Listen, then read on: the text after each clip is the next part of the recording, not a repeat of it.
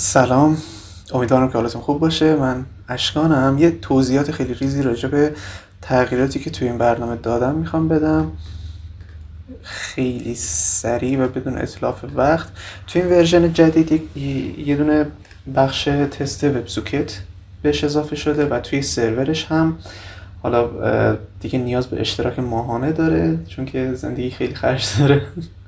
و اشتراک ماهانش هم خب اگه روی این اکتیو بزنید یا اینکه اینجا سابسکرایب رو بزنید، یه همچین صفحه توی سایت خودم براتون باز میشه که میتونید اشتراک 1 ماه، 2 ماه یا 3 ماهه بگیرین. 1 ماهش که 10,000 تومنه، 2 ماهش 5% تخفیف داره و 3 ماهش هم 10% تخفیف داره. البته زبان فارسی هم داره و تم لایت هم داره. خب بعد از اینکه اشتراک گرفتین توی پروفایلتون میاد. البته اگر اکانت ندارید با استفاده از مایکروسافت یا اکانت گوگلتون میتونید راحت یه دونه اکانت توی سایت من بسازید. توی سابسکریپشن میاره اون لایسنسی که گرفتید و بهتون نشون میده که تا کی اعتبار داره. خب من میخوام لاگین کنم توی سایتم، یه دونه اتنتیکیشن میگیرم از سایت و اینجا پیستش میکنم. البته یک بار مصرفه، به محض اینکه استفاده بشه اینجا حذف میشه، برای همین دارم نشونش میدم. خب اینجا لایسنسمو لود کرد و الان دیگه میتونم از سرور استفاده کنم. اگر الان من اجرا رو بزنم، یعنی سرور رو ران کنم، یه دونه سرور برای API ها وجود داره، سرور اصلی برای API ها که اینجا میتونید API بسازید و تست کنید. به عنوان مثال مثلا یه دونه وریفای اینجا هست، من قبلا فکر کنم یه بار تستش کردم. وریفای رو روی لوکال هاسته. خب من این وریفای رو اینجا کپی میکنم، این برای اگه پیستش کنم سندو بزنم اینجا کار میکنه. خب این از این یه دونه وب سوکت برامون میسازه توی این آدرس و این IP قابل دسترسه و میشه ازش استفاده کرد. حالا من اینجا ساختم قبلا. اگه کانکت رو بزنم به وب سوکتم کانکت میشه، میگه این IP با این پورت الان کانکت شده. اینجا میتونم یه دونه دیگر هم کانکت کنم و اینم الان کانکت شد. خب الان میتونم مثلا این چیزی بنویسم بفرستم برای جفتشون. خب یه سرور مثلا فرستاد، اینجا برای جفتشون میفرسته و یه امکانی هم که داره میتونی برای یه دونشون تکی بفرستی.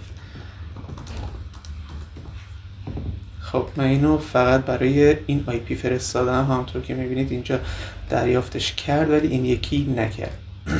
یه چیز دیگه هم که اضافه شده FTP سروره که توی این IP، یعنی همون IP لوکال هم و پوشه FTP سرور هم خودش توی این پوشه پرایوسی یوزرز و یوزرنیم و یه پوشه به اسم FTP سرور میسازه با یوزرنیم ادمین و پسورد 123455 که من الان یه دونه اپلیکیشن به اسم فایلزیلا نصب کردم برای تست FTP.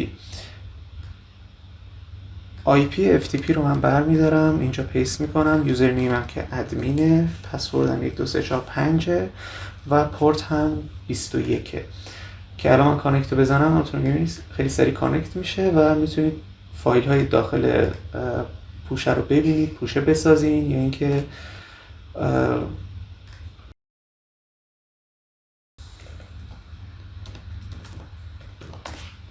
این دایرکتوری جدید مثلا میسازه، میتونید یه چیزی بهش اضافه کنید، دانلود کنید یا هر چی. میتونید تست کنید دیگه و همین دیگه، چیزی دیگه بهش اضافه نشده. البته اگر نیازی ندارید که مثلا از وب سوکت و یا FTP استفاده کنید، میتونید اصلا برنامه رو آپدیت نکنید و اصلا نیازی هم نیست که دیگه اشتراک بخرید. سرور APIش اوکی کار میکنه و نیازی به اشتراک نداره توی ورژن قبلش، ولی از الان به بعد دیگه آره. و روی API ها هم لاک میندازه که مثلا این API با متد پست با اسم verify ریسپاند تایمش هم مثلا 40 میلی ثانیه. همین دیگه، خیلی مخلصم.